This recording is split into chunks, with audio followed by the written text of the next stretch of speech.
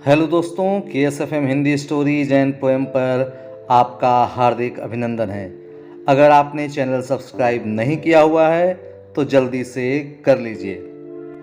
तो चलिए सुनते हैं आज की कहानी। जब भी हम रेगिस्तान को देखने की बात करते हैं तब हमारे सामने राजस्थान का नाम आता है, क्योंकि राजस्थान में ही रेगिस्तान देखने को मिलता है। आपको ये जानकर आश्चर्य होगा, लेकिन कर्नाटक में भी तलकाडु नाम का रेगिस्तान है। तलकाडु डेजर्ट के बारे में कहा जाता है कि कर्नाटक में एक ऐसा शहर है जो शाप की वजह से पूरी तरह से रेगिस्तान बन गया है। उस रेगिस्तान को तलकाडु के नाम से जानते हैं। तो जानते हैं इस शाप की क्या वजह है। तलकाडु रेगिस्तान मैसूर से 45 किलोमीटर और कर्नाटक में बेंगलोर से 133 किलोमीटर की दूरी पर कावेरी नदी के बाएं किनारे पर स्थित है।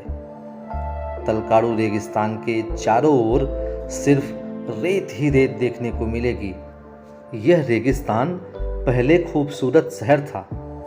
एक वक्त था जब यहाँ पर 30 से भी ज़्यादा मंदिर तलकाडु टेम्पल थे, लेकिन अब उनमें से ज़्यादा मंदिर रेत में दबे हुए थे। लेकिन यह तलकाडु नाम आया कहाँ से? जानते हैं इसके पीछे की वजह क्या है।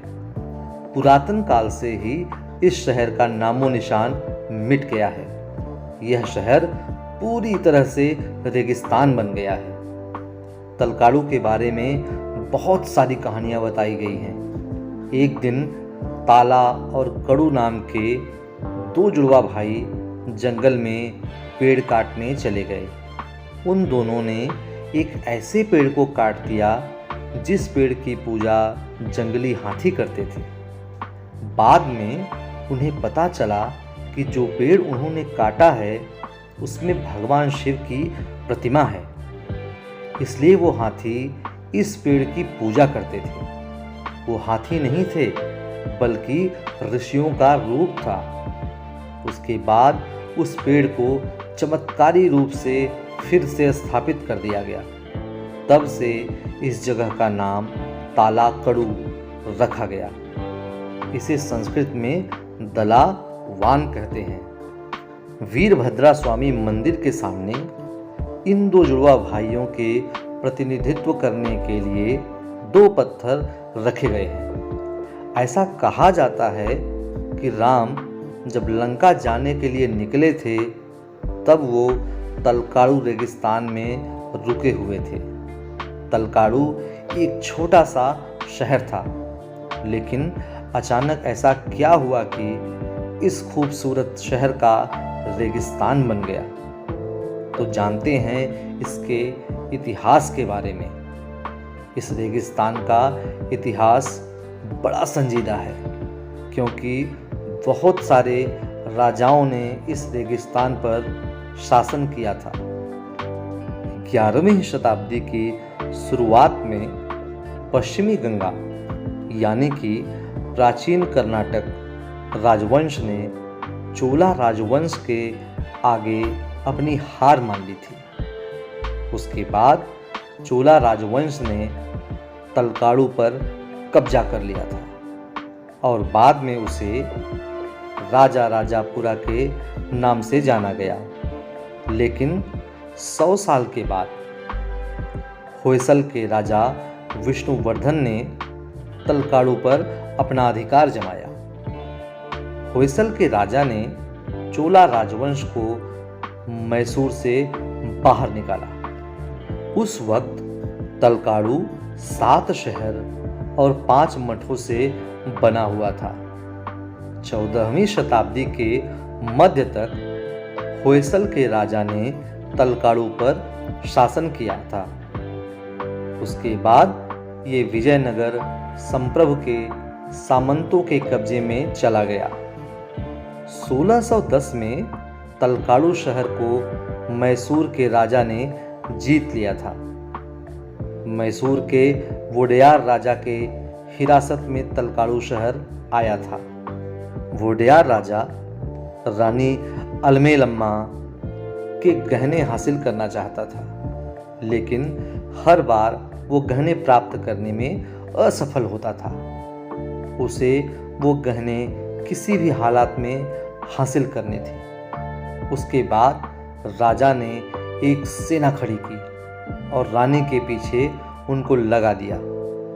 जब यह बात रानी अलमेलम्मा को पता चली, तब उन्होंने ऐसा कुछ किया जिस पर शायद कोई विश्वास ही नहीं करेगा। रानी अलमेलम्मा कावेरी नदी के किनारे पर गई और अपने सारे गहने निकालकर नदी में फेंक दिए और उसके बाद खुद भी नदी में डूब गई। ऐसा कहा जाता है कि रानी ने डूबते समय शाप दिया कि तलकाड़ू शहर पूरी तरह से रेत बन जाएगा, मलांगी भंवर बन जाएगी, मैसूर राजा को वारिस नहीं होगा। 16वीं शताब्दी की शुरुआती दिनों में ही रानी का यह शाप सच होने लगा था। जीता जागता तलकाड़ू शहर पूरी तरह से रेगिस्तान बन गया। 17वीं शताब्दी के बाद से सिंहासन पर एक भी उत्तराधिकारी नहीं बैठा। यह कहानी कितनी सच है और कितनी झूठ, यह कोई दावे के साथ नहीं कह सकता। पुराना तलकाड़ू शहर पूरी तरह से लगभग 1 माइल लंबाई तक फैली रेत की पहाड़ियों के नीचे दफन हुआ है। तलकाड़ू के निवासियों को बार बार अपने घर छोड़कर दूसरी जगह में जाना पड़ा। यहाँ पे 30 से अधिक मंदिर रेत के नीचे दबे हुए हैं। रेत में दबा हुआ सबसे भव्य मंदिर वैद्यनाथेश्वर है। तलकाड़ू डेजर्ट पर्यटकों के बीच अपने खूबसूरत मंदिरों के लिए प्रसिद्ध है। यह शहर अपने 5 मंदिरों के लिए जाना जाता है: वैद्यनाथेश्वर, पथलेश्वर, मरुलेश्वर, अर्केश्वरा, मल्लिकार्जुन। यही वो 5 मंदिर हैं।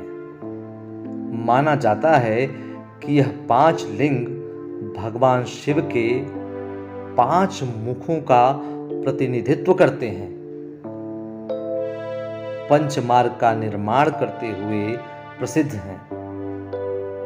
इन 5 शिव मंदिरों के सम्मान में हर 12 साल में एक बार मेला लगता है।